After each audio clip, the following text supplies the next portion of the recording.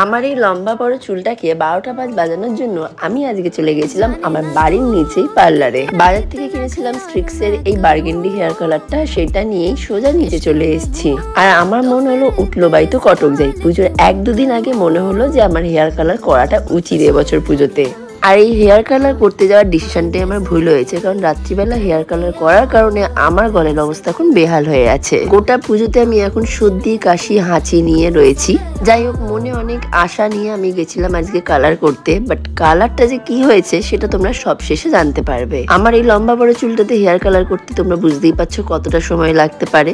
যাই হোক, hair colour apply করে নেওয়ার পর আধ ঘন্টা মাথায় প্লাস্টিক চাপা দিয়ে বসে থাকার পর এখন ওয়াশ করে নিচ্ছি। চুলটা শুকিয়ে নেওয়ার পর দিনের বেলা সূর্যের আলোতে তোমাদের এবার ফাইনাল লুকটা দেখাই। আমি এই কালার নিয়ে একদম স্যাটিসফাইড নই, কারণ আমার মনে হচ্ছে কালারটা আমার চুলে ঠিক মতো করে হয়নি। তাই পুজোর মধ্যে আবারও আমি কালার অর্ডার করেছি, যেটা এখনো পর্যন্ত আমার কাছে